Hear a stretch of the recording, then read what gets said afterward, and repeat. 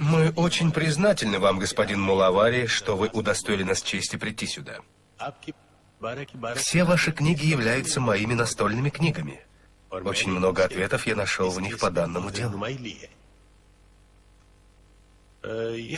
Скажите, пожалуйста, согласно истинному исламу, мусульманскую девушку имеют право выдавать замуж против ее воли? Согласно исламу, такое право есть. Однако лучше не заключать подобных браков. Не объясните, почему? Всевышний учит нас смирению. Но люди, нарушая заповеди, употребляют спиртное, лгут. Однако мы, алкоголиков или лгунов, не объявляем врагами ислама. Показания этой бедной девушки, которые вы мне отправили, я очень внимательно прочитал. В данном деле неуместен даже вопрос о справедливости или несправедливости, потому что эта девушка вовсе не мусульманка. Ее нельзя назвать мусульманкой. Что вы такое говорите? Мулавари, имя ее отца Хусейн Шах, он шиит? И все? Все? Неужели, чтобы быть мусульманином, достаточно иметь мусульманское имя? Она родилась в христианской стране. Ее мать христианка. У нее даже имя христианское. Ее родила женщина, которая не вступала в брак с ее отцом. И вы обвиняете ее в том, что она живет вразрез с исламом? Позор. Это все равно, что обвинить будущего доктора в том, что он не умеет лечить и оперировать больных. Значит, кто, по-вашему, виноват в данном деле? Один — тот, кто силой женился на этой девушке.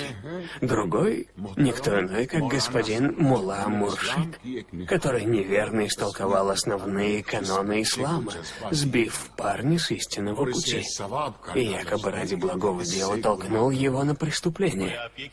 Выходит, что родители не имеют права выдать свою дочь по собственному желанию?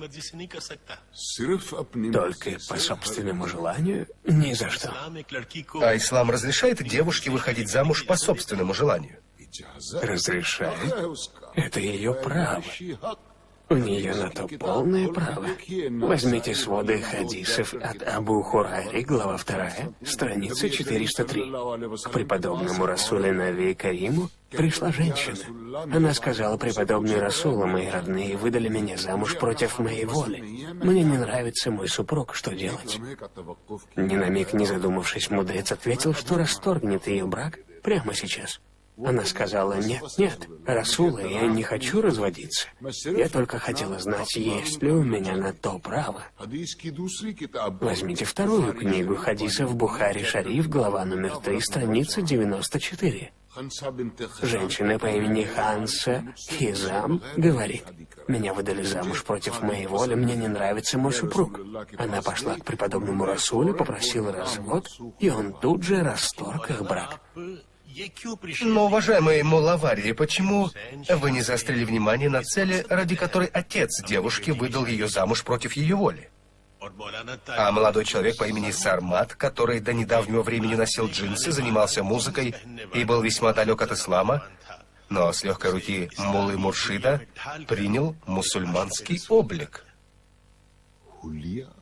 Облик? Мусульманский облик и занятие музыкой, умение музицировать. Вы затронули две очень серьезные темы. Давайте сначала поговорим о музыке. У меня целое море книг, где говорится о музыке. Но я приведу всего лишь один пример, после которого другие примеры не понадобятся. Ответьте мне, сколько всего пророков было на земле? 124 тысячи. И из 124 тысяч пророков, о скольких были написаны книги? Всего о 4. Скажите, подобный факт доказывает нам, что эти 4 пророка были истинными и праведными, более чем все остальные 120 тысяч других. Несомненно. Всевышний послал на землю 4 пророков. Мухаммад написал Коран, священную книгу мусульман. Моисей совершил чудо, он ударом палки разделил воды Красного моря. Иисус совершил другое чудо, он воскресил мертвого Лазаря. А каким даром наделил Бог Дауда? Даром музицировать. Он обладал божественным голосом. А как изумительно он играл, какие прелестные звуки выливались в удивительные мелодии. Даже горы начинали танцевать. А все птицы мира, как завороженные, летели на звук. В книге пророков Забур написано, что сам Всевышний был очарован неповторимой музыкой Абу Дауда. Настолько божественно красивы были звуки его мелодий. Скажите, разве такое возможно, чтобы Всевышний запрещал музыку как скверну, если он сам был ей очарован? Разве он мог даровать Дауду дар музицировать, если бы запрещал музыку? Разве такое возможно, что музыка, помогающая выразить любовь к Богу, была запретной? Его светлость Хазрат Инаят хан неоднократно говорил, разве свадебная процессия возможна без мелодичной музыки? Ведь звук обладает духовным познанием, поэтому любую свадебную процессию сопровождают музыканты. Разве такое возможно, что музыка считается греховной, а талантливого человека, обладающего даром музицировать, хвалили верные сыны ислама, говоря ему, что у него на шее ожерелье с дыханием Дауда? Теперь давайте поговорим о внешнем облике.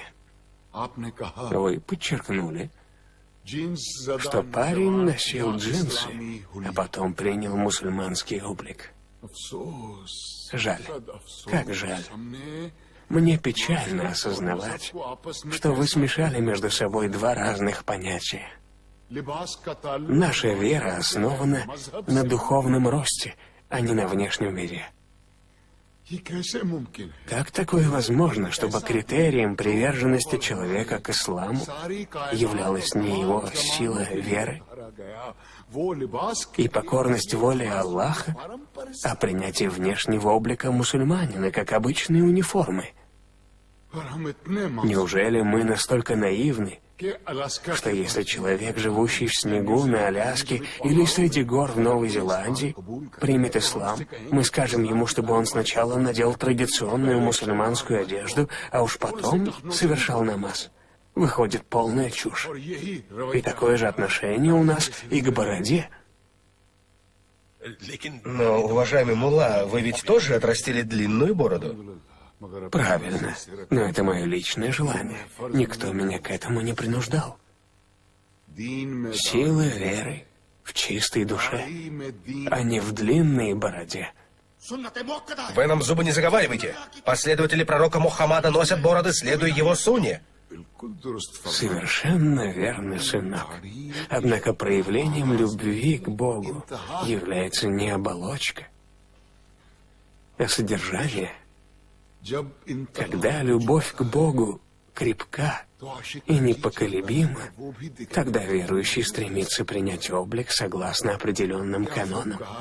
Как замечательно написал один пенджабский поэт Суфи: «Тот, кто любовь, как веру принимает, цветочный сад в их сердце расцветает». Не совершаем ли мы ошибку, когда первый шаг к любви к Богу начинаем с последней ступени? Скажи, сынок, почему мусульмане, носящие длинные бороды, неоднократно совершившие хадж, занимаются контрабандой, говорят неправду, глядя в глаза? Причина в том, что, не понимая истины, они все силы тратят на отращивание бороды и принятие мусульманского облика. Неверно истолковывая каноны ислама, не порождаем ли мы вместо правоверных мусульман Абу Джахалей? Ведь Абу Джахаль тоже носил бороду, и одежды он носил, как предписывается исламом. Но так мы не постигаем истины. Главное не внешний облик, а чистая душа. Сначала надо зажечь огонь внутри, а он сам выплеснется наружу. Иначе мы получим обратный результат. Людьми вместо духовного совершенствования будут двигать животные инстинкты. Ислам или музыка, ислам или одежды, или нигде не должно быть. Мы не должны забывать, что два мусульманина, которые внесли огромный вклад в развитие страны и ислама, не носили бороды и надевали европейскую одежду. Это Мухаммад Али Джинна и Аллама Игбаль. И сегодня мы их имена произносим с особым уважением, говоря вначале их светлость. Решение суда будет оглашено завтра.